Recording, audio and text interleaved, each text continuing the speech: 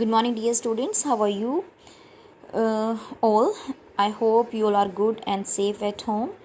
Yes, beta, I'm doing study regularly as well.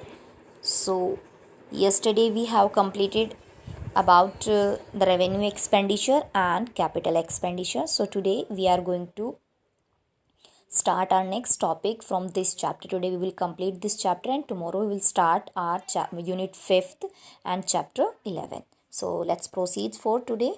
Yes, dear students, the first question is, what is the difference between revenue receipts and capital receipts? So as I told you, revenue receipts means recurring in nature and capital receipts means non-recurring in nature. Revenue receipt doesn't impact the assets and liabilities of the government, and capital receipts always impact the status of assets and liabilities of the government. So an example you can take as a difference. Then what is the difference between revenue expenditure and capital expenditure? So revenue expenditure means beta which does not change the status of assets and liabilities, जो recurring nature के होते हैं but उनसे assets liabilities पर कोई फर्क नहीं पड़ता. But capital expenditure on the other hand having non recurring in nature and is these are always impact the assets and liabilities of the government. And next you can put the example for difference. Next is, what is the difference between revenue budget and capital budget? Revenue budget includes revenue receipts and capital revenue receipts and revenue expenditure, and capital budget includes capital receipts and capital expenditure. Revenue budget does not impact the status of assets and liabilities of the government. Capital budget always impact the status of assets and liabilities of the government. Revenue budget mainly focus on the revenue and welfare of the government, but capital budget always impact the GDP growth of the country. So dear student, these are the simple difference between revenue receipts, revenue capital receipts, and then revenue expenditure, capital expenditure, revenue budget and capital budget. So now what is next question for today? That what is budget deficit? Budget deficit means that, okay, first of all tell me that when is budget in equilibrium? Budget कब equilibrium में होगा? So budget equilibrium means when the total expenditure of the government equals to total receipts. Government के expenditure उसकी receipts के equal. अगर government के पास 1000 rupees है है तो उनके एक्सपेंडिचर भी कितने होंगे बेटा? It should be 1000. But deficit means that both are not equal. दोनों इक्वल नहीं है. Both are not equal means maybe या तो ज़्यादा है या कम है, बट डेफिसिट का मतलब तो सिर्फ कम ही होता है. तो budget deficit means it refers to a situation when government expenditure when budget expenditure और government expenditure are greater than the budget receipts. Expenditure ज़्यादा है और रिसिप्ट्स कम है. So this is the situation of budget deficit normally. So बेटा, here are the 3 types of budget deficit. And what are the budget deficit? Yes, there are the 3 types of budget deficit. One by one we will explain. We will learn about that. First is revenue deficit, second fiscal deficit, third primary deficit. So what is revenue deficit? Revenue deficit means it is a part of revenue budget only. और revenue budget में सिर्फ 2 ही चीज़ें आती हैं, revenue expenditure और second revenue receipts. Okay, so deficit means revenue expenditure are greater than revenue receipts. Expenditure ज़्यादा है, revenue expenditure और रेवेन्यू रिसिप्ट्स कम है, तो this situation is known as revenue deficit. So dear student, it means government अपने daily के expense भी पूरे नहीं कर पा रही अपने रिसिप्ट से, तो वो क्या करेगी? It will use the capital receipts. और अगर कैपिटल रिसिप्ट्स एक बार यूज़ हो गई तो उसमें प्रॉब्लम ये होगी कि कैपिटल रिसिप्ट्स यूज़ करने से हम अपनी कैपिटल इन्वेस्टमेंट कम कर पाएंगे. तो इससे बचने के लिए हमारे पास 2 तरीके हैं. Government has 3 ways to manage the revenue deficit. क्या करना चाहिए गवर्नमेंट को उस टाइम पर अगर रेवेन्यू डेफिसिट है, रेवेन्यू एक्सपेंडिचर ज़्यादा है, रेवेन्यू रिसिप्ट्स कम है? तो फर्स्ट इज़ बोरोइंग्स. गवर्नमेंट को उधार लेना चाहिए, but it is a part of capital receipt. Second, disinvestment. Government को कोई ना कोई अपने शेयर्स या फिक्स एसेट सेल करनी होगी. It means this is also part of capital receipt. It means revenue receipts के लिए, रेवेन्यू एक्सपेंडिचर के लिए कैपिटल रिसिप्ट्स यूज़ हो रही है. This is not a good sign for any country. Next, cut in expenditure. हाँ, this is can be helpful कि government अपने एक्सपेंडिचर कम करे, लेकिन अगर गवर्नमेंट एक्सपेंडिचर कम करेगी तो social welfare will be decrease, social welfare कम हो जाएगा. So this is the biggest problem. Second is fiscal deficit, revenue में सिर्फ रेवेन्यू आएगा, लेकिन fiscal means when the total expenditure of the government is greater than total receipts.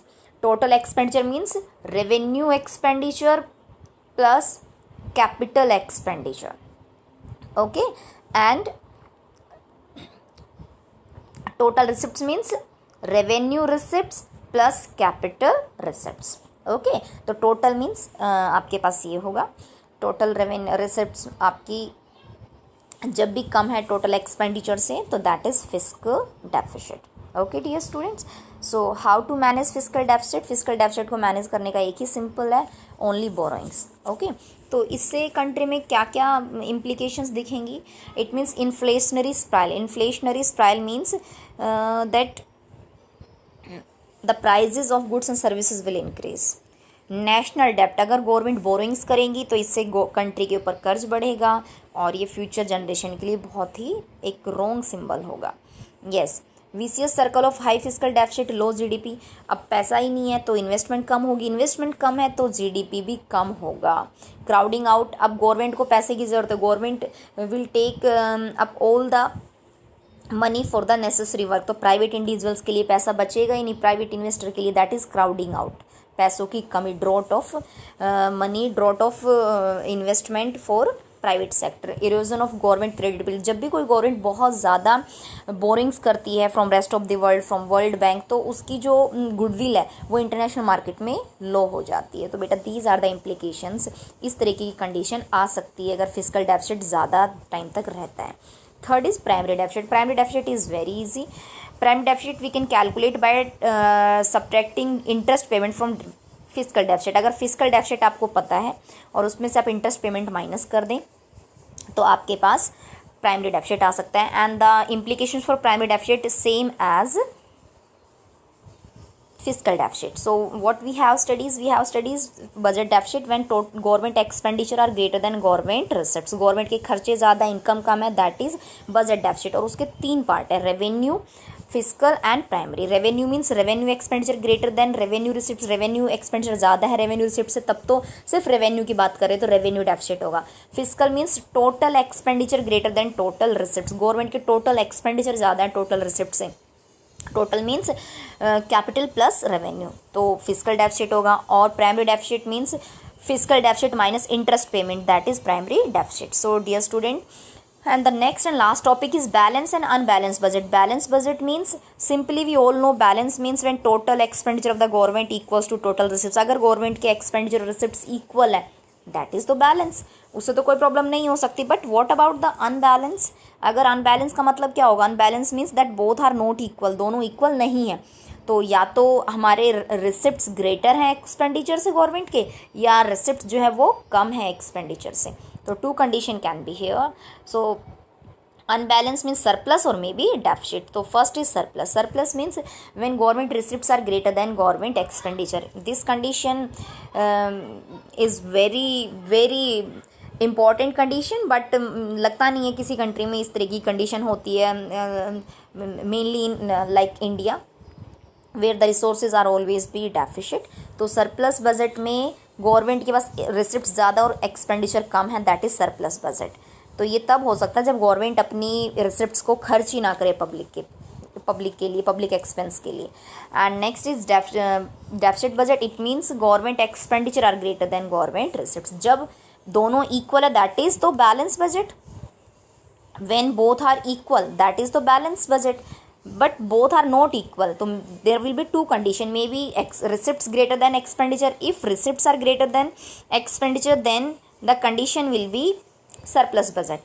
Or when the expenditure are greater than receipts, so the condition is deficit budget. So dear student, it's all about your chapter.